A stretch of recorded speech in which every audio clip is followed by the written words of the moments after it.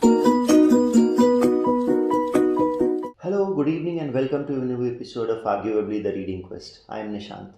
So, in this video, I'm going to talk about some of the most beautiful endings in Victorian literature that feels like healing, that feels balmy.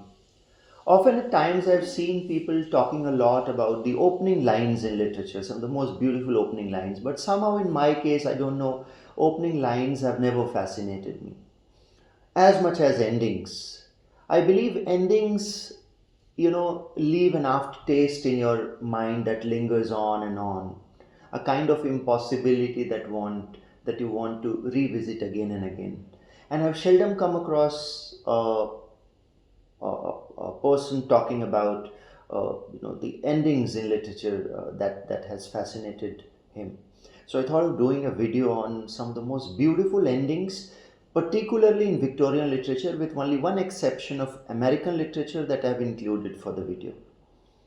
But before we start, I would also like to theorize. I've asked some of my very well-read and erudite friends, some of my seniors, that why do they think that opening and closing line, particularly closing lines, are so important?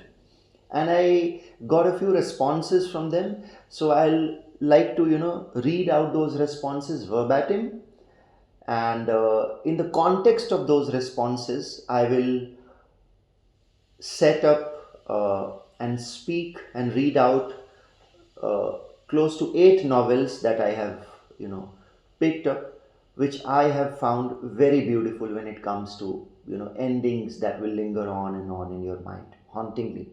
So I asked Dr. Sanjay Kumar of uh, French language department, French language and literature at IFLU Hyderabad, and he obliged me by replying that why endings matter. And this is one excerpt that has been published already in one of his journals, in one of his research paper. So Dr. Sanjay says that the formation of a story can be understood as an intervention in the continuous flow of life. It is as if a segment has been cut out from the movement of time and events have been arranged within it. In other words, the beginning and end of a story are not natural states, but conscious choices made by the author in the process of meaning making for the reader. Since the reader's sense of satisfaction or dissatisfaction depends largely on the ending. You see, the reader's sense of satisfaction or dissatisfaction depends largely on the ending. It's not the opening lines. The author faces the challenge of how to conclude the story. Of course, readers are free to imagine the expansion of events beyond the boundaries of the text. Something must have existed before the so-called beginning, and something will continue after the so-called end. Yet at a certain point, the author is compelled to pause the narrative. The conclusion of a story can be seen as a conscious process that defines its limits and provides the reader with a particular experience.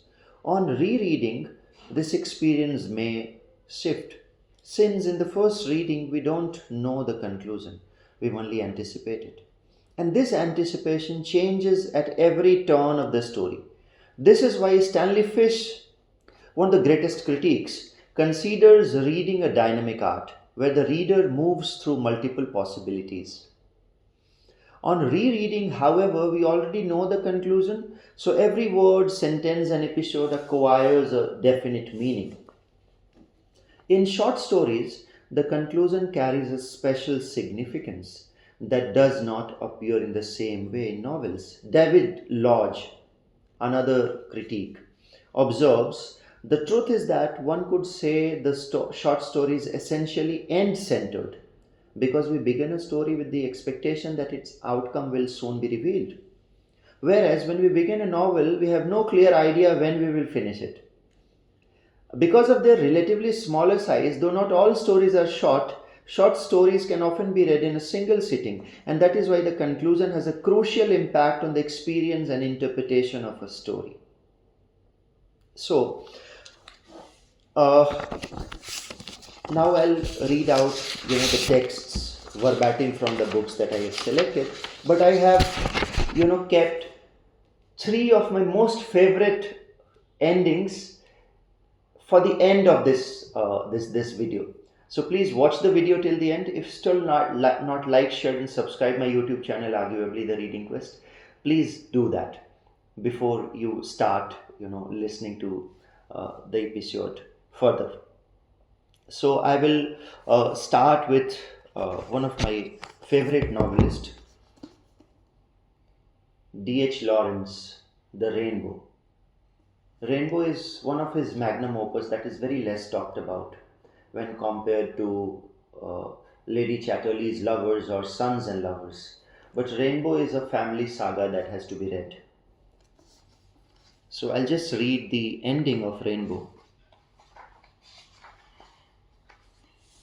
And it reads like this. You see, this is beautiful.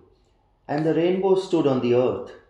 She knew that the sordid people who crept hard-scaled and separate on the face of the world's corruption were living still. That the rainbow was arched in their blood and would quiver to life in their spirit. That they would cast off their horny covering of disintegration. That new, clean, naked bodies would issue to a new germination, to a new growth, rising to the light and the wind and the clean rain of heaven. She saw in the rainbow the earth's new architecture, the old brittle corruption of houses and factories swept away, the world built up in a living fabric of truth, fitting to the overarching heaven. This is how this novel ends, The Rainbow. Now, one of my most favorite Victorian novelists of all times, and one of her favorite novel that she herself liked the most, George Eliot, The Mill on the Floss. But this time it is The Silas Manor, and it ends like this. Eppie had a larger garden than she had ever expected there now. In other ways, there had been alterations at the expense of Mr. Cass, the landlord, to suit Silas' larger family. For he and Eppie had declared that they would rather stay at the stone pits than go to a new home. The garden was fenced with stones on two sides, but in front there was an open fence, through which the flowers shone with answering gladness, as the four united people came within sight of them. "Oh, father," said Eppie, "what a pretty home ours is. I think nobody could be happier than we are." Now you see, this happy ending as has been exposited by my senior friend, Mr. Deepak Choudhary. He is an English language editor at Viva Books and a very senior editor and a very incisive poet. So Deepak Choudhary sir writes that there is no denying that beautiful closing lines render the experience of reading a novel memorable. This is particularly in context of happy endings. However, there are, I think, multiple other reasons for which closing lines of a novel are important. In many of the late 18th and early 19th century English novels, like those written by the likes of Crusoe and Fielding, as well as Dickensian bildungsroman, that usually ends on a happy note. I don't know whether George Eliot can still be placed in the category of Dickensian bildungsroman, as Deepak Choudhary sir says. That's still another matter of discussion besides the point. Closing line assure that the protagonist, after all their trials and tribulations, have reached a stage where life seems to be happy and secure. Thus, closing line reinforces and foreground the idea of life being happy. If it is led purposefully and optimistically, the idea of a joyful, happy life could best be conveyed through beautifully worded lines. And no wonder in this episode I have chosen all the Victorian novels that have impacted me the most, and it's all about the happy ending of the bildungsroman. Now,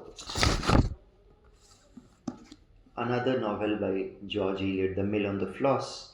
Please know that George Eliot's magnum opus was Middlemarch, but she herself likes Silas Marner the most.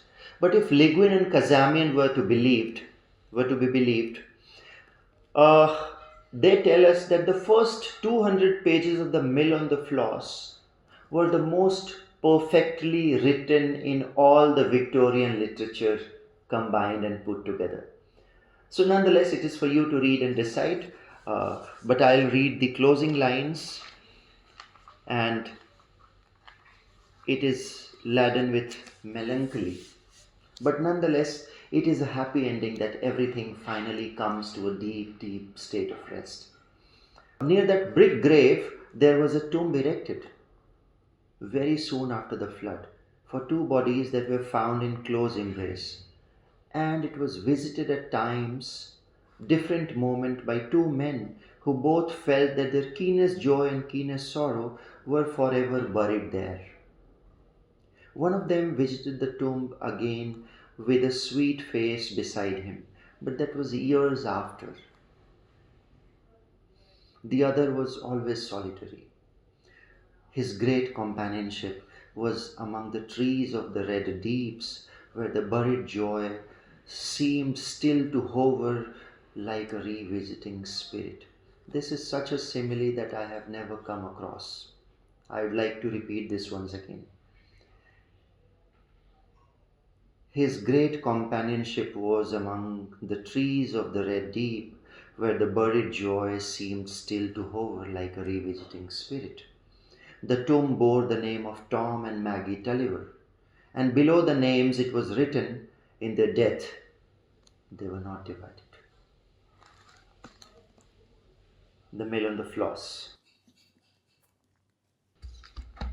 Now, another past master of beautiful stylistic prose, so much so that there has always been a debate whether it was the age of Charles Dickens or whether it was the age of Thomas Hardy. So, I'll read The Tess of the Abervillies, one of a feminist novel of its kind, or a proto feminist novel, I shall say. And the ending is like this. And the Abervillies knights and dames slept on in their tombs unknowing. The two speechless gaugers bent themselves down to the earth as if in prayer, and remained thus a long time, absolutely motionless. The flag continued to wave silently. As soon as they had strength, they arose, joined hands again, and went on. The end. Now there is an appendix to it, which again Thomas Hardy wrote. I would like to read it as again an, addendum to the closing lines of The Tess of the Abervillies. I had wished that those in dramatic ballad and narrative form should include most of the cardinal situations which occur in social and public life, and those in lyric form a round of emotional experience of some completeness. But the pretty done, the vast undone. The more written, the more seems to remain to be written. And the night cometh, I realize that these hopes and plans, except possibly to the extent of a volume or two, must remain unfulfilled. Wrote Thomas Hardy in the year 1911. Now let's experience Charles Dickens. And this time again, The Tale of Two Cities, the opening lines of which has been one of the most quotable quotes in all literature and one of the most beautiful paradoxes. It was best of the time, it was worst of the time. But what is often overlooked and what has been often overlooked are the beautiful closing lines, which are equally beautiful, if not more. I see that a child who lay upon her bosom and who bore my name, a man winning his way up in that path of life which once was mine. I see him winning it so well that my name is made illustrious there by the light of his. I see the blots I threw upon it faded away. I see him, foremost of just judges and honored men, bringing a boy of my name with a forehead that I know and a golden hair, to this place, then fair to look upon, with not a trace of this day's disfigurement. And I hear him tell the child my story with a tender and a flattering voice. It is a far, far better thing that I do than I have ever done. It is a far, far better rest that I go to than I have ever known. The end. This is how this great magnum opus of Dickens ends. Now, some of the most beautiful and iconic lines that have hit me hard and that have cut deep into my mind and soul has been reserved for the last part of this video. So let me start with Howard Fast's Spartacus. Spartacus was a story about slave revolt. I have already done a video 2-3 years back. You see, this is a beautiful ending on struggle and the meaning of life. So Spartacus, the slave that, took Rome by storm, was long dead. And this is how the story progresses once he's dead. With this kind of a life, the son of Spartacus lived and died. Died in struggle and violence as his father had. The tales he told his own sons were less clear, less factual. Tales became legends and legends became symbols. But the war of the oppressed against those who oppressed them went on. It was a flame which burnt high and low but never went out. And the name of Spartacus did not perish. It was not a question of descent through blood, but a descent through common struggle. A time would come when Rome would be torn down, not by the slaves alone, but by slaves and serfs and peasants and by free barbarians who joined with them. And so long as men labored and other men took and used the fruit of those who labored, the name of Spartacus would be remembered, whispered sometimes, and shouted loud and clear at other times. This is such a novel of bravery that whenever I read this, closing line, I literally get those goosebumps, and these closing lines have a hair-raising effect on me. Still, when I'm reading this, I can still feel that hair-raising thing. So this one. Now the second last is a magnum opus by Charles Dickens, David Copperfield. And no wonder Dickens tells that I have in my heart of hearts a favorite child, and his name is David Copperfield. In what would appear to be the most personal and certainly one of the most popular of all his novels, as the back cover says. Now you have to decide which of these three is the most beautiful. I turn my head and see it in its beautiful serenity beside me. My lamp burns low and I have written far into the night. But the dear presence without which I were nothing bears me company. O Agnes, O my soul, so may thy face be by me when I close my life indeed. So may I, when realities are melting away from me, like the shadows which I now dismiss, still find you near me, pointing upwards. You see, I would like to repeat these lines once again. When realities are melting from me like the shadows which I now dismiss, still find thee near me, pointing upwards. And the very last quote, very last beautiful ending, I have reserved for my favorite novel and for my favorite Victorian novelist, George Eliot, and her magnum opus, Middlemarch. And you see, this is how it reads. Her finely touched spirit had still its fine issues, though they were not widely visible. Her full nature, like that river of which Cyrus broke the strength, spent itself in channels which had no great name on the earth, but the effect of her being on those around her was incalculably diffusive. For the growing good of the world is partly dependent on unhistoric acts, and that things are not so ill with you and me as they might have been is half owing to the numbers who live faithfully a hidden life and rest in unvisited tombs. So this is how it ended. Now, if you have guessed, out of these 8 endings, there are 3 endings that have a vivid mention of graveyards, and rightly so. So it is for you to decide. Do let me know which of these endings did you like the most. For me, my favorite always remains this, with the only exception of Spartacus from American literature. If you have still not liked, shared, and subscribed my YouTube channel, arguably The Reading Quest, please do that, guys. Happy reading. Thank you.